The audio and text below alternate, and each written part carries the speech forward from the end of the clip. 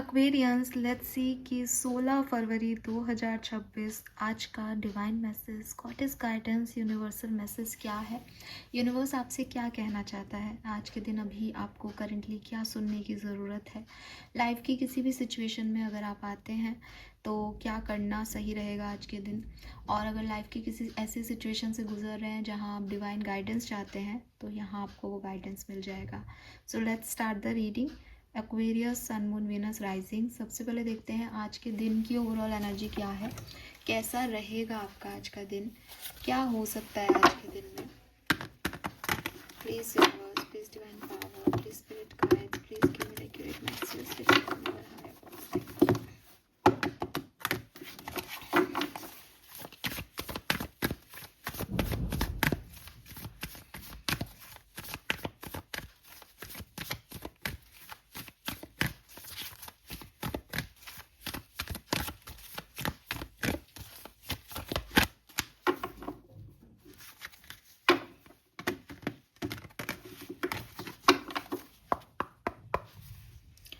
Overall energy for 16 February is Virgo, digest.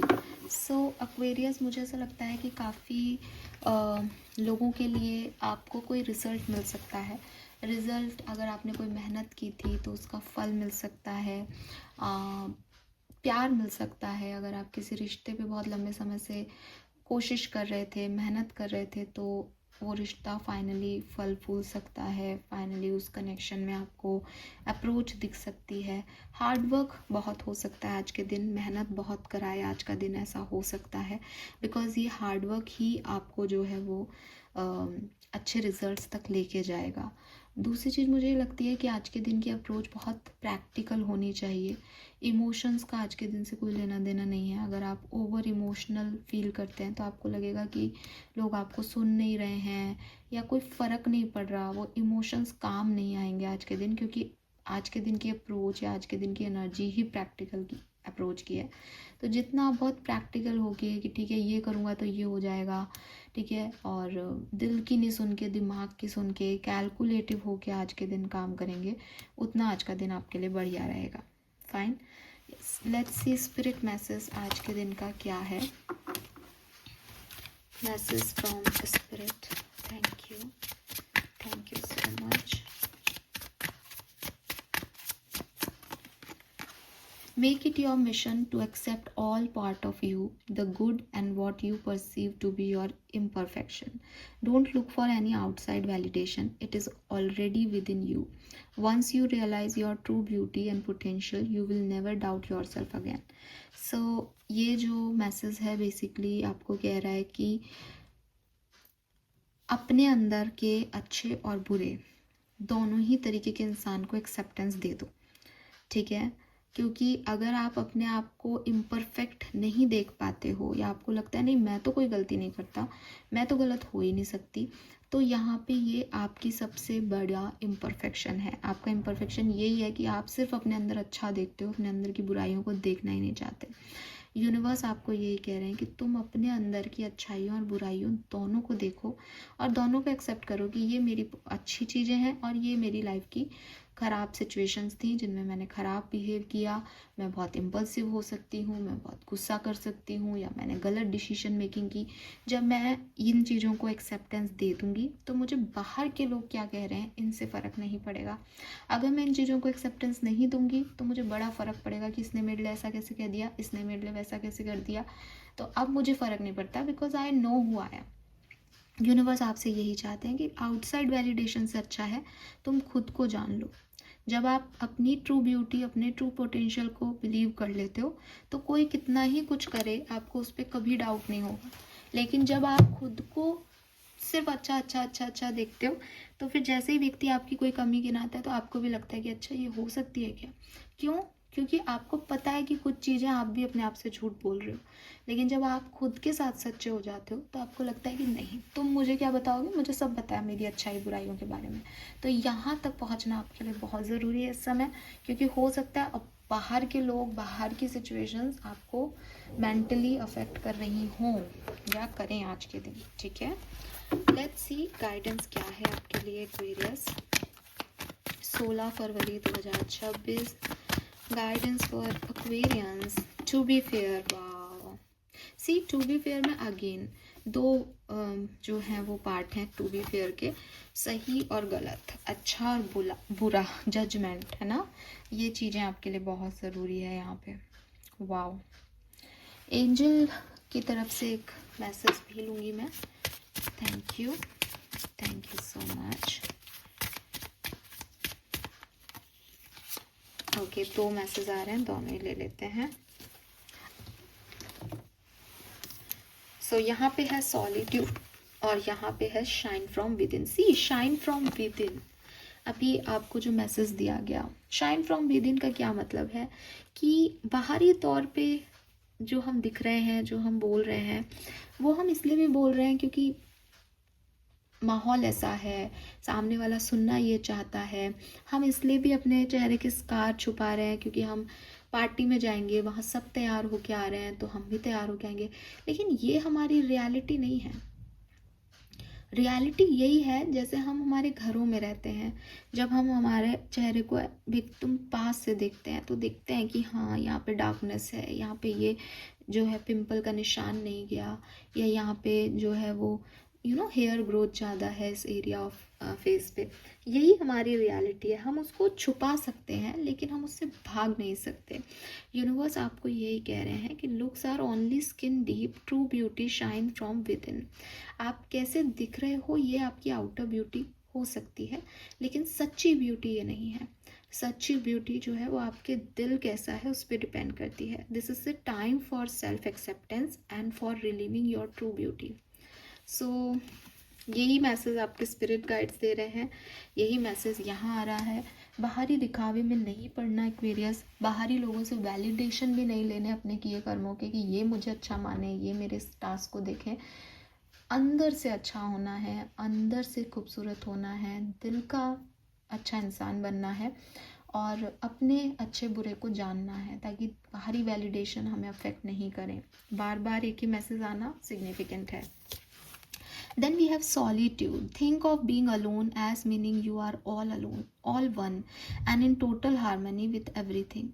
Greatest treasure and those that wait silently during your quiet time. तो देखो solitude में कई बार हमें लगता है हम अकेले हैं, हमारे साथ कोई नहीं है, ये नहीं है, वो नहीं है। लेकिन जब हम अकेले हैं, तो जब हम इस जर्नी पे चल रहे हैं तो जो भी ब्लेसिंग है वो हमारी अकेले की है। जब हम अकेले हैं तो कोई ट्रेजर भी मिलेगा तो वो हम अकेले जो हैं वो रिजल्ट्स भी हमारे अकेले के आएंगे।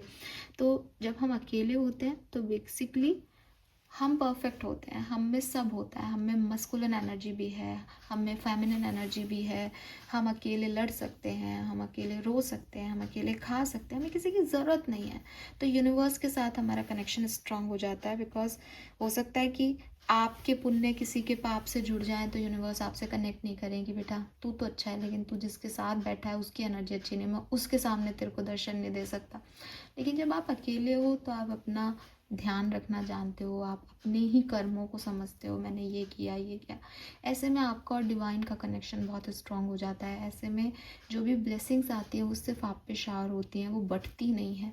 तो ये अच्छी चीज़ है कि बुरी? अच्छी चीज़ है ना।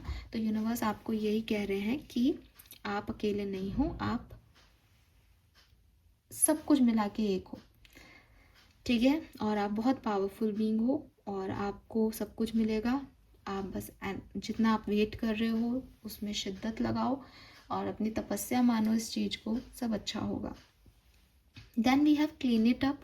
क्लीन इट अप का कार्ड अगेन आपको कह रहा है कि जो शाइन फ्रॉम विद इन का मैसेज है ना, कि अंदर से सुंदर होना है, अंदर से जो है लाइट जलनी चाहिए, अंदर अच्छे होने चाहिए हम। ये अंदर से अच्छे हम कैसे होंगे? सिर्फ बात कह देने से हम अंदर से अच्छे नहीं होंगे। अंदर से अच्छे हम तब होंगे जब हम नेगेटिविटी नहीं रखेंगे। ये नेगेटिविटी क्या है? नेगेटिविटी ये है कि मैं इतनी प्योर हूँ कि अगर कोई मेरे साथ बुरा भी करके चला गया तो मैंने उसको उसी समय यूनिवर्स को सौंप दिया कि इस व्यक्ति ने मेरी अच्छाई का ये फ़ायदा लिया है, अब तुम देख लो इसका क्या कर्म करना है, क्यों किया इसने ऐसा, मैं ज़्यादा नहीं जानती। और मैंने उसको वहीं छोड़ दिया। लेकिन अगर मैंने उसको रख लिया, अगर मैं अपने दिमाग में सोच रही हूँ और आपको कह रही हूँ कि देखो किसी के लिए नेगेटिव नहीं सोचना, और आप कहो अरे मैडम उस व्यक्ति ने मेरे साथ ऐसा किया था, मैं नहीं सोचती उसके लिए बुरा, मैं बहुत अच्छी हूँ, मैं बहुत अच्छा हूँ, और फिर आप अकेले में बैठ के उसने मेरे साथ ऐसा किया था, वो तो खुश है, उसको तो सज़ा मिलनी चाहिए थी, तो ये क्या सोच रहे हो फिर आप उसका बुरा और कैसे सोचोगे? आप उसको छोड़ भी तो नहीं पा रहे, आप उसको लेट गो भी तो नहीं कर पा रहे, तो ये एनर्जीज आपके मन में है, आप अपने अंदर नहीं देख पा रहे। जरा आप सोचो कि मिट्टी हो आपके घर में, अब वो मिट्टी जम रही है जम रही है जम रही है, आप ऊपर ऊपर से झाड़ू लगा दो और वो अंदर कहीं जमे जा रही है जमे जा रही है, रोज़ कचरा वहीं जो है आधा कचरा उधर ही चला जाता है, तो 1 साल बाद तो वहाँ पे बिल्कुल मैला गंदा इकट्ठा हो जाएगा वहाँ से जो आपने हटा दिया। आपने तो बाहर बाहर का झाड़ू लगा दिया और डेली के कचरे में से भी आधा कचरा उस गड्ढे में डालते गए, लेकिन ये इससे सफाई थोड़ी हुई। आपको लग रहा है इससे सफाई हो गई, लेकिन ये सफाई का तरीका तो नहीं।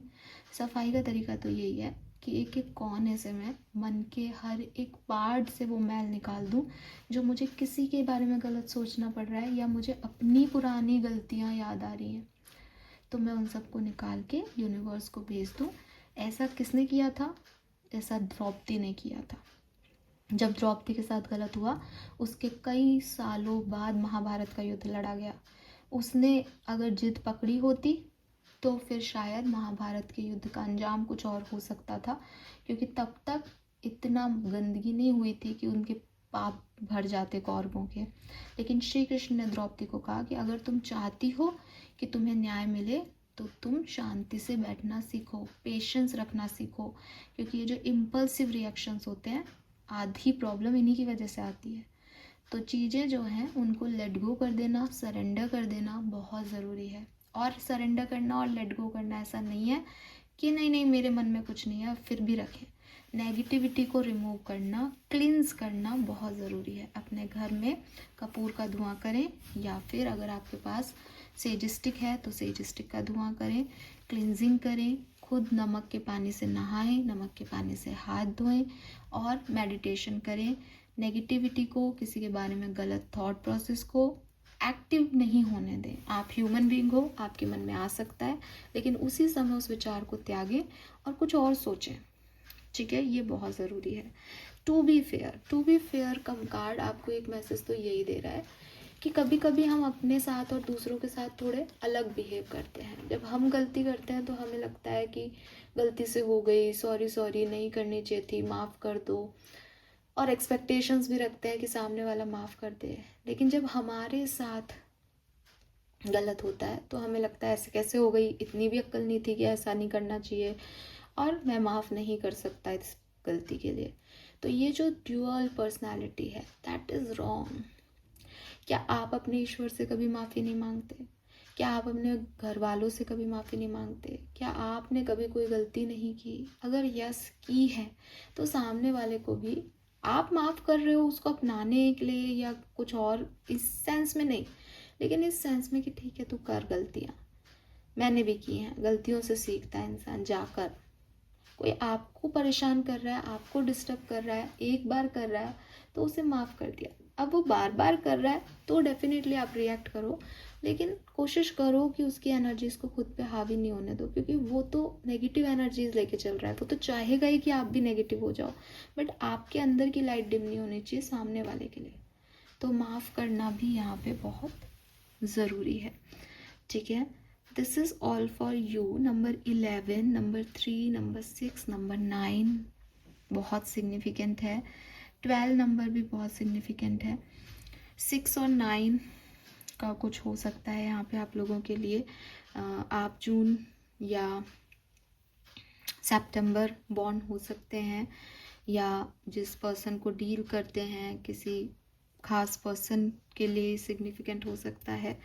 कोई सिग्निफिकेंट टास्क सिचुएशन घटी हो जून में या फिर सितंबर में, पॉसिबिलिटीज़ हैं। Fine, so this is all for you. Colour of the day की अगर मैं बात करती हूँ तो इट्स रेड कलर, लाल रंग आज के लिए बहुत सिग्निफिकेंट होगा। So this is all for you. Thank you so much मुझे सुनने के लिए। चैनल को लाइक और सब्सक्राइब कीजिएगा। Bye bye.